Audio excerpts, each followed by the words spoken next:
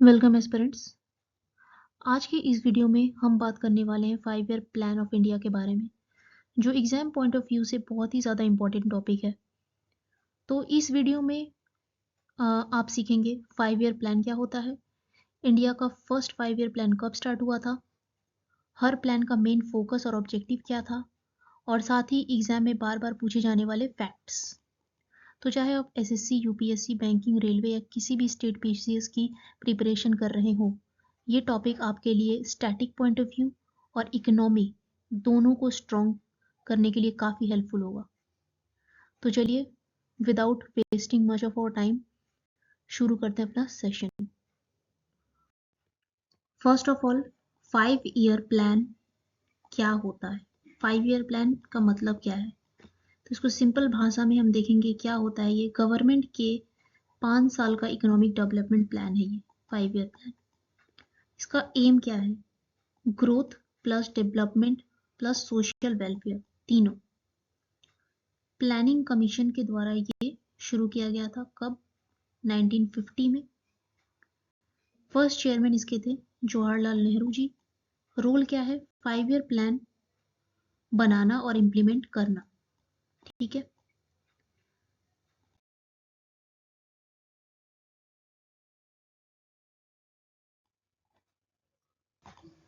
Second 5 year plan शुरू हुआ था 1956 से 1961 में, और इससे रिलेटेड सारे पॉइंट्स हम कवर करेंगे।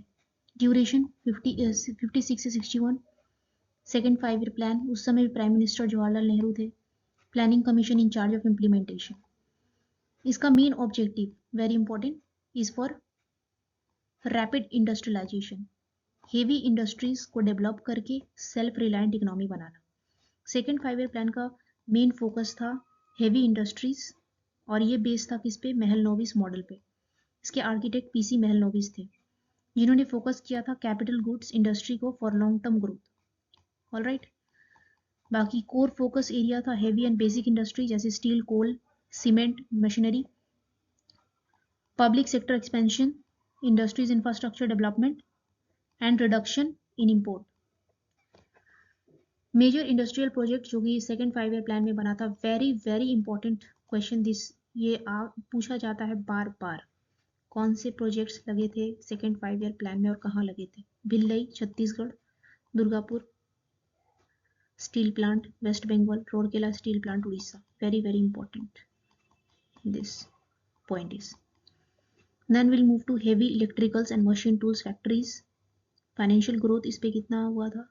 टोटल आउटले किया गया था 4800 crore. Total growth rate target किया गया था 4.5% और अचीव हुआ 4.3। सो स्ट्रॉन्ग, इसका की आउटकम क्या था? Strong base for industrial economy. Public sector के रोल को काफ़ी स्ट्रॉन्ग किया गया। एग्रीकल्चर थोड़ा नेग्लेक्ट हुआ, लेटर बाद में जाके ये प्रॉब्लम बना, लेकिन उस समय इंडस्ट्री में काफ़ी बड़ा बदलाव आया था सेकेंड 5 ईयर प्लान से। लिमिटेशंस इसकी क्या थे? Foreign exchange shortage, inflation increase, agriculture growth slow, इसके लिमिटेशंस थे, मतलब कि कुछ setbacks. So second 5 year plan भी कवर कर लिया हमने। Let's move to the third 5 year plan. Third 5 year plan started in 1961 से लेके 66। प्राइम मिनिस्टर उस वक्त जवाहरलाल नेहरू जी थे, लेकिन बाद में उनकी डेथ के बाद लाल बहादुर शास्त्री कुछ समय के लिए थर्ड 5 ईयर प्लान में प्राइम मिनिस्टर थे। प्लानिंग कमीशन ने इम्प्लीमेंट किया। मेन ऑब्जेक्टिव क्या था थर्ड 5 ईयर प्लान का? सेल्फ रिलायंट, मतलब कि आत्मनिर्भर इकोनॉमी बनाना। इंडस्ट्री और एग्रीकल्चर दोनों को बैलेंस करना, बैलेंस ग्रोथ करना उन दोनों का। Main focus area agriculture expansion था, फूड ग्रेन्स प्रोडक्शन इंक्रीज करना। इंडस्ट्रियल डेवलपमेंट भी था, स्टील, पावर, बेसिक इंडस्ट्रीज को बढ़ाना, एक्सपोर्ट इंक्रीज करना, इंपोर्ट रिड्यूस करना, education and skilled man power बढ़ाना। इंपॉर्टेंट प्रोग्राम्स एंड इनिशिएटिव इस समय क्या हुए थे? ग्रीन रेवोल्यूशन हुआ था। ग्रीन रेवोल्यूशन क्या है? इस प्लान का एंड पीरियड में स्टार्ट फर्टिलाइजर प्लांट और irrigation project, expansion of engineering and machine building industries. Okay, green house revolution आया था 1961 में, और ये था फोकस किया गया था राइस और वीट प्रोडक्शन में। ठीक है, राइस आया था फिलीपीन से और वीट आया था मैक्सिको से। तो ये इसके बारे में अलग टॉपिक अगर आप चाहें तो हम आपको दे देंगे एक्सप्लेनेशन डिटेल में। बाकी अभी हम लोग फोकस करते हैं 5 ईयर प्लान्स में। ठीक है, तो इसमें ग्रोथ रेट कितना टारगेट किया गया था 5.6, और इस पे हुआ ग्रोथ अचीव 2.4%, टारगेट से काफ़ी कम था, तो ये फेल्ड था। Third 5 year plan was failed because of various reasons, जैसे कि उस समय 1962 चाइना वॉर हो गया था, 1965 इंडिया पाकिस्तान वॉर हो गया, सीवियर ड्रॉट भी हो गया था 65 से लेके 66, और इन्फ्लेशन और फॉरेन एक्सचेंज क्राइसिस की वजह से ये प्लान फेल हो गया था, थर्ड 5 ईयर प्लान। और इसके फेल होने के वजह से इसको हमें प्लान हॉलीडे करना पड़ा 66 से लेके 69 तक, 1966 से लेके 69 तक हमें प्लान हॉलीडे करना पड़ा। और इसके बाद फोर्थ 5 ईयर प्लान इन 3 सालों में नहीं आया, और इसे प्लान हॉलीडे हम लोगों ने इसे घोषित किया था। वॉर और ड्रॉट के वजह से, ग्रीन हाउस रेवोल्यूशन स्टार्ट की वजह से हमें प्लान हॉलीडे करना पड़ा थर्ड 5 ईयर प्लान के बाद। ठीक है, थर्ड 5 ईयर प्लान का ऑब्जेक्टिव था सेल्फ रिलायंट इकोनॉमी बनाना, लेकिन वॉर और ड्रॉट की वजह से ये सक्सेसफुल नहीं हो पाया, और इसके बाद आया था प्लान हॉलीडे। ठीक है, थर्ड ईयर प्लान के बाद। फोर्थ 5 ईयर प्लान कब आया, चलिए डिस्कस करते हैं। अब देखते हैं हम fourth 5 year plan. Fourth 5 year plan में क्या प्राइमरी फोकस था और ये कब स्टार्ट हुआ था। सो ये प्लान हॉलीडे के बाद, जो कि ख़त्म हुआ प्लान हॉलीडे 69 में, और 69 में ही ये शुरू हुआ 69 से 74 तक fourth 5 year plan. Plan holiday कब से चला था 66 से लेके 69 तक, मतलब 1966 से लेके 1969 तक चला था plan holiday third 5 year plan के बाद।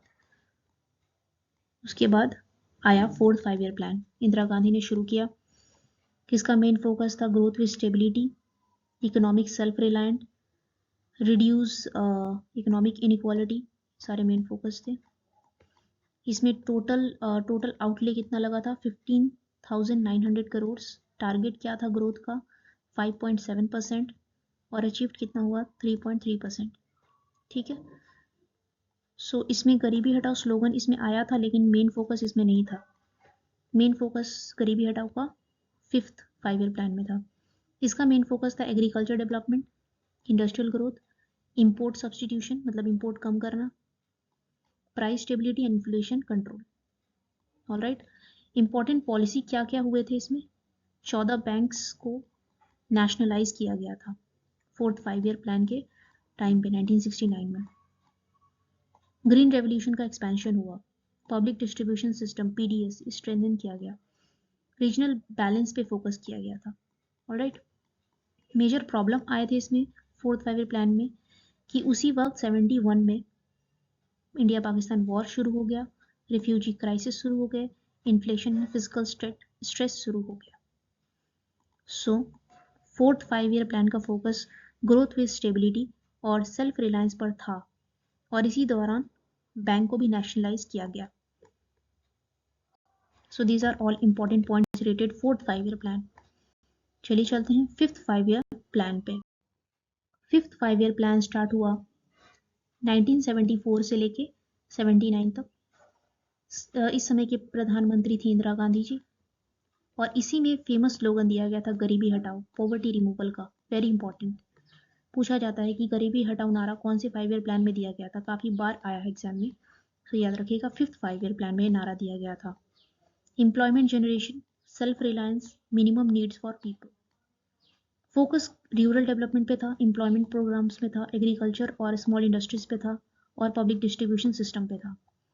इस समय के इंपॉर्टेंट प्रोग्राम्स जो लॉन्च हुए थे फिफ्थ 5 ईयर प्लान में वो थे 20 point programme, minimum needs programme जैसे कि education, health, drinking water, housing.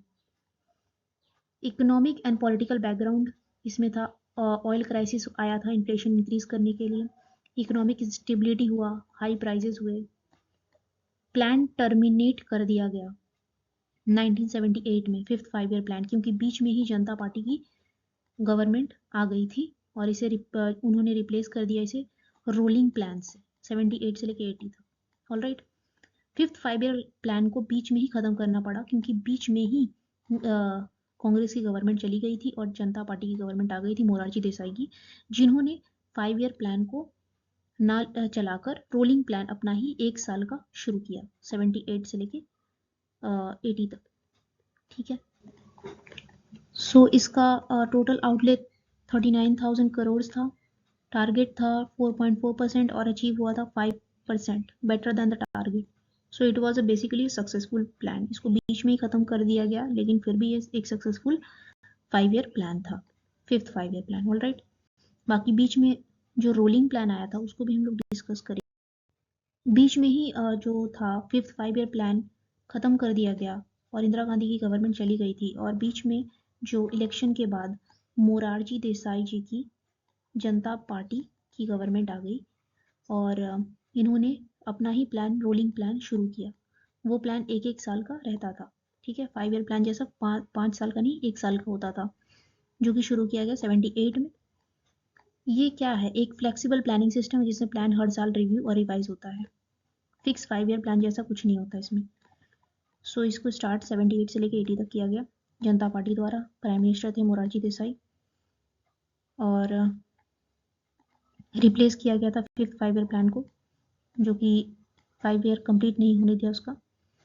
और इसमें क्या ऑब्जेक्टिव थे रोलिंग प्लान का? Economic stability, inflation control, flexible and realistic planning and removal of uncertainties of long term planning.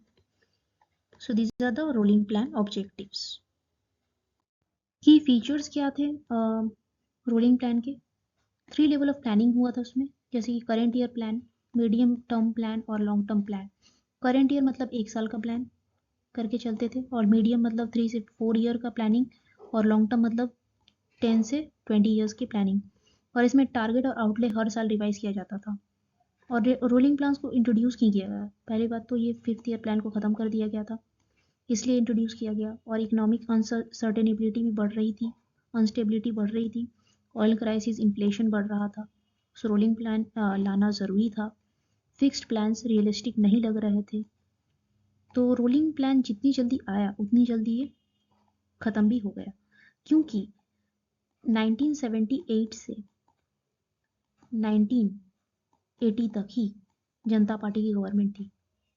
फिर 1980 में इलेक्शंस हुए और कांग्रेस फिर से सत्ता में आई और इंदिरा गांधी जी ने फिर प्राइम मिनिस्टर बन के सिक्स्थ 5 ईयर प्लान को इंट्रोड्यूस किया, जो कि शुरू हुआ था 1980 से 85 में, 85 तक।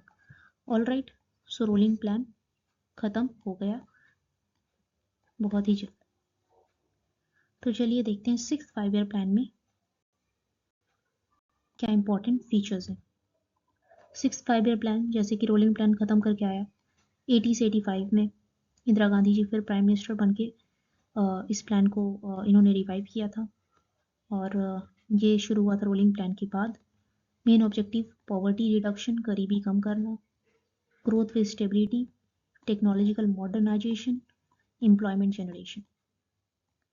इसमें फाइनेंशियल एंड ग्रोथ डेटा क्या है? टोटल आउटले था 1,09,292 करोड़, टारगेट था 5.2% रेट और इसमें ग्रोथ रेट अचीव कितना हुआ? 5.7, टारगेट से कई ज़्यादा। So this was successful plan. Major focus area था इंडस्ट्रियल ग्रोथ पे और मॉडर्नाइजेशन पे, एग्रीकल्चर डेवलपमेंट पे, एनर्जी सेक्टर पे, पॉपुलेशन कंट्रोल पे और फैमिली वेलफेयर प्रोग्राम पे। इंपॉर्टेंट फीचर्स थे beginners of economic liberation ideas, stress on self-reliance, boost on small-scale industries, improvement in infrastructure, power and transport. की आउटकम इससे क्या निकला? इंडस्ट्रियल प्रोडक्शन इंक्रीज हो गया, पॉवर्टी रिडक्शन प्रोग्राम स्ट्रेंथन किया गया, टेक्नोलॉजिकल अपग्रेडेशन स्टार्ट हुआ। सो सिक्स्थ 5 ईयर प्लान में पॉवर्टी और टेक्नोलॉजिकल मॉडर्नाइजेशन पे ज़्यादा फोकस किया गया था, जो सक्सेसफुली अचीव भी हुआ। It was a successful plan. Let's move to the next plan. सो आ गए हम लोग सेवेंथ 5 ईयर प्लान में, जो कि शुरू हुआ 85 से 90 तक। उस समय के प्रधानमंत्री आ गए थे राजीव गांधी जी और इस प्लान का मेन ऑब्जेक्टिव था employment generation, production increase, social justice, modernisation of economy. Major focus area क्या था? Technology and computerisation, telecommunication development, education plus skill development, agriculture plus industry balance. Key features क्या थे? Emphasis on human resources development HRD, push for science and technology, expansion of public sector plus efficiency, improvement in infrastructure. These are the key features of 7th 5-year plan. Total outlays में कितना था? 2,18,730 crores. Growth rate target 5%. Achieve कितना हुआ? 6%. Target से कई ज़्यादा. ये भी एक सक्सेसफुल प्लान ही था. मेजर आउटकम क्या हुआ इससे? नतीजा क्या निकला? इकोनॉमी में टेक्नोलॉजी और प्रोडक्शन बूस्ट हुआ, एम्प्लॉयमेंट अपॉर्चुनिटी इंक्रीज हुई, foundation for future economic reforms किए गए. सो 7th 5-year प्लान का मेन फोकस था employment generation and production improvement करना. ऑलराइट,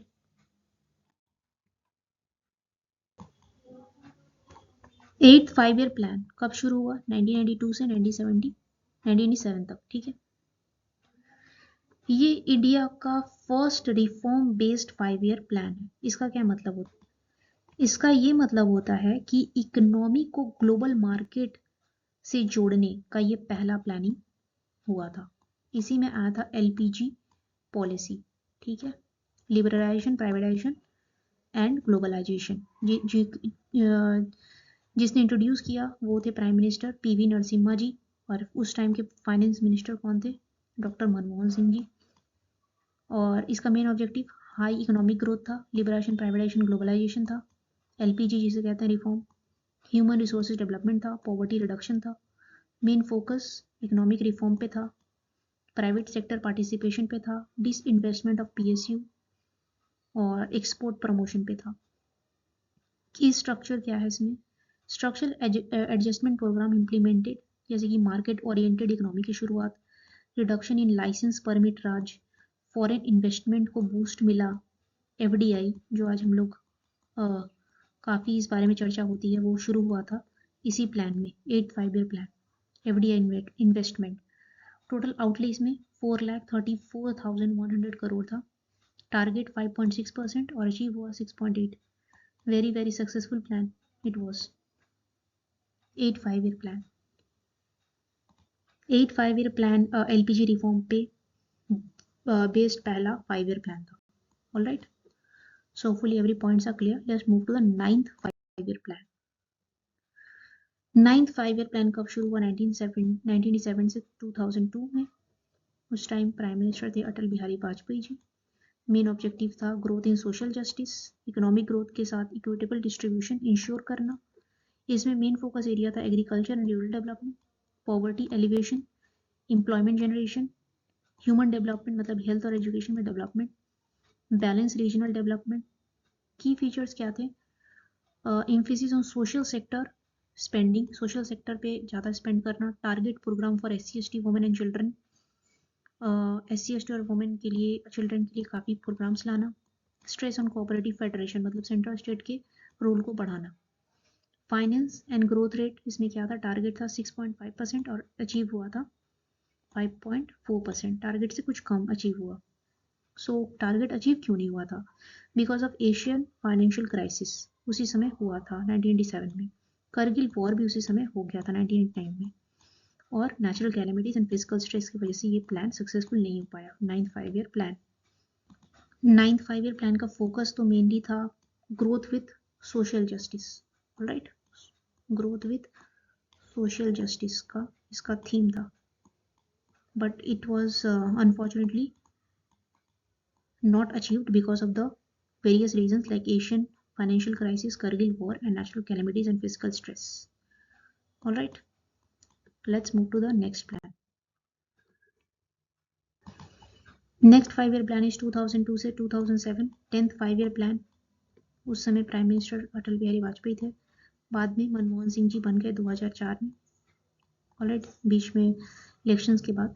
मेन ऑब्जेक्टिव क्या थे? High economic growth 8%, poverty reduction गरीबी हटाना, एम्प्लॉयमेंट जनरेशन, ह्यूमन डेवलपमेंट में, एजुकेशन और हेल्थ में काफ़ी ग्रोथ करना. Main focus area education for all, health sector improvement, agriculture growth revival, infrastructure development and good governance.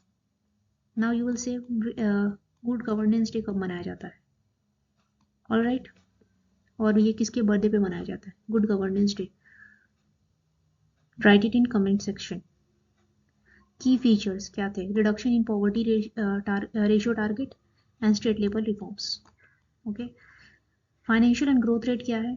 Growth rate है 8% था इसका टारगेट और अचीव हुआ 7.6.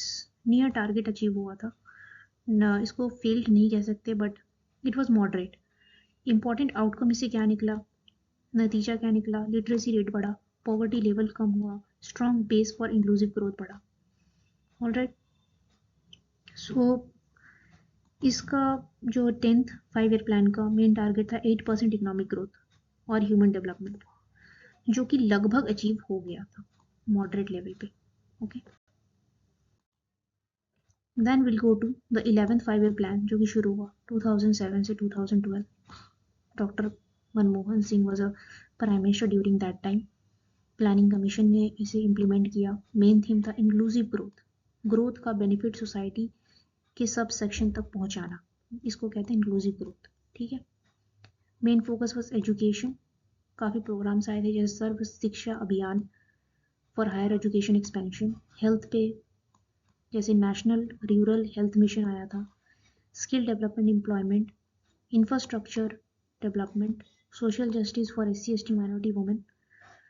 की फीचर्स इसमें क्या थे? GDP ग्रोथ 8% का एवरेज टारगेट था. Special focus on backward regions, emphasis on public private partnership PPP. Financial and growth data. Target growth था 9%, अचीव कितना हुआ? 8%. 1% कम अचीव हुआ था.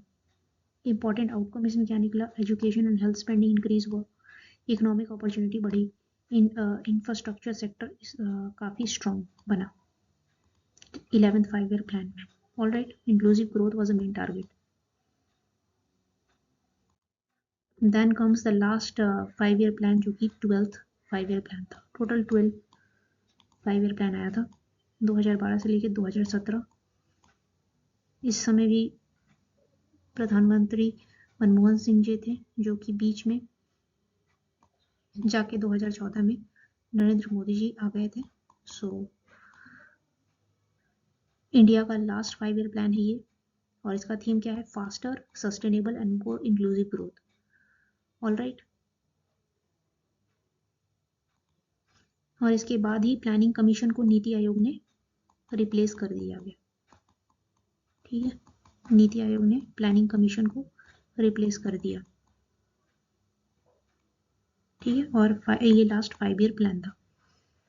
मेजर फोकस एरिया क्या था? इकोनॉमिक ग्रोथ, इंफ्रास्ट्रक्चर डेवलपमेंट जैसे कि रोड, पावर, रेलवेज, एजुकेशन में और क्वालिटी इंप्रूवमेंट करना, हेल्थ केयर को सब तक पहुंचाना, स्किल डेवलपमेंट एंड एम्प्लॉयमेंट में फोकस करना, इन्वायरमेंट सस्टेनेबिलिटी लाना. इस पे टारगेट ग्रोथ क्या था? 8%, अचीव हुआ 7%, मॉडरेट अचीव. ये प्लान सबसे इंपॉर्टेंट क्यों है? Why this is very important? Because it is the last 5 year plan. इसके बाद प्लानिंग कमीशन को रिप्लेस कर दिया गया नीति आयोग के द्वारा 2015 में. प्लानिंग कमीशन का नाम नीति आयोग हो गया और 5 ईयर प्लान बिल्कुल ही डिसकंटिन्यूड हो गया. All right. अब जो भी प्लानिंग करेगा वो नीति आयोग करता है, नॉट प्लानिंग कमीशन नहीं. ठीक है. तो होपफुली 5 ईयर प्लान्स का एवरी पॉइंट और स्टैटिक सारे आपको यहाँ पर मिल गए होंगे, डिस्कस कर लिए हमने. So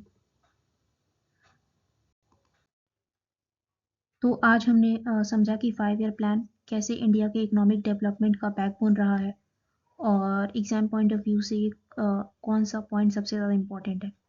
all right.